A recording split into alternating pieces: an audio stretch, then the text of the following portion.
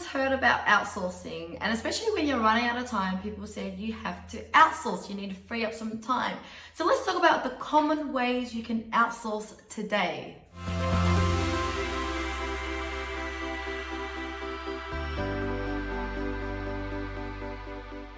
Hi everybody, it's 𝗩𝗜𝗥𝗧𝗨𝗔𝗟 here. For those of you who don't know me, I'm the director of Outsourcing Angel, and now you're here on this channel to learn more about outsourcing. And that's exactly what we do. We help companies to scale their business with outsourcing and hiring dedicated and reliable virtual team. And if you're new to this channel and you want to get more information about outsourcing and get notification for every time that we do launch a video every single week, then please do subscribe to our channel.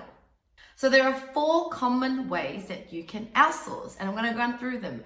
So the first option is when you outsource the complete service or product to another company. So this is when you just want to not worry about it at all and just have an expert kind of company with all this process and systems and the best people to do the work for you.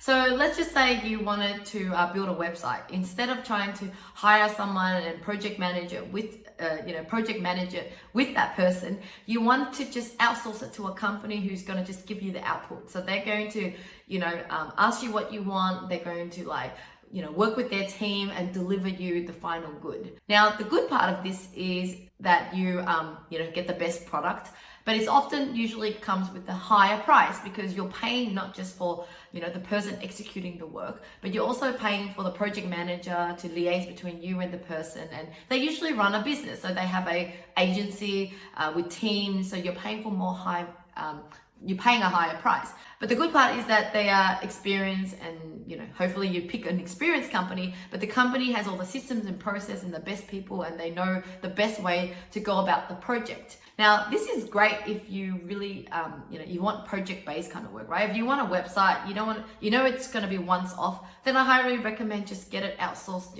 once off to an experienced company, someone that can just do the whole project from A to Z. But if website maintenance is something that you want to do ongoing, maybe hiring an agency isn't always the best option. So let me share with you something else that you could do.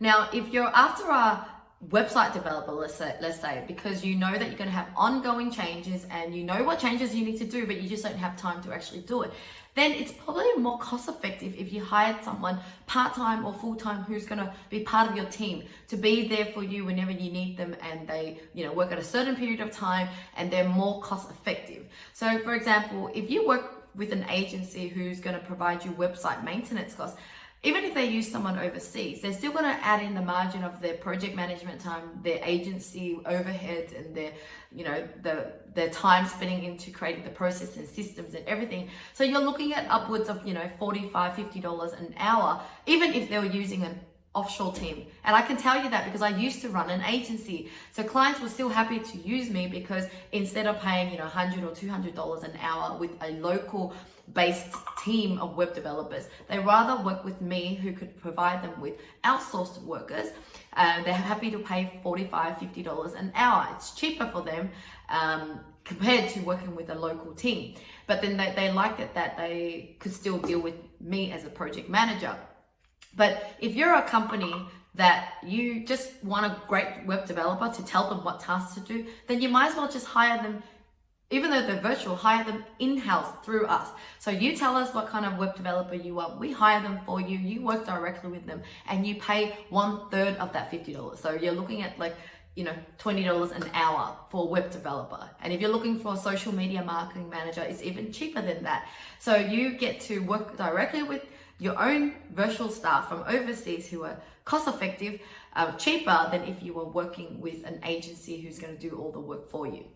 Now, the third option is you go and find those freelancers yourself. So instead of going through us to find you those people, you just go straight to, platforms like Upwork or Elance or Freelancer and Fiverr and etc. to find your own freelancers.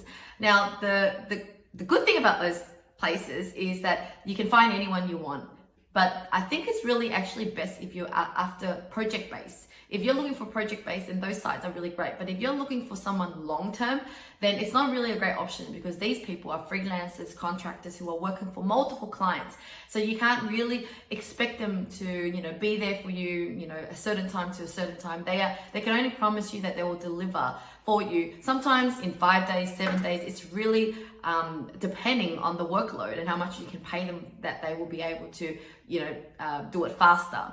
So those platforms are great if you want freelancers that are project-based. But if you're looking for dedicated, then once again, hiring an agency like us to help you find those people, but also help to retain these ongoing staff for you, then is a better option. Now, finally, the fourth option for those established businesses who's got the funding for it is when you outsource to virtual staff from Australia or from America, someone who's in the first world country, who are, very knowledgeable and great with being proactive, and you being able to just give them really, brief overview of things that you need done, and then they can execute for you. But of course, they are more expensive. If you outsource to these people, they are just more expensive. So I do have local staff who work from home. I outsource the tasks to them, but they are from Australia, so they get a lot of things done and they work on my strategies, etc. But I combine them with overseas staff as well. So because I don't want them spending time doing the lower value tasks when they should actually be spending on higher value tasks.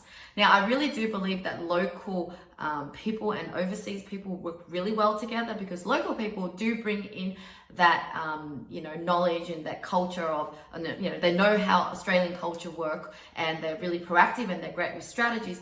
But the execution part goes really well with an outsourced person.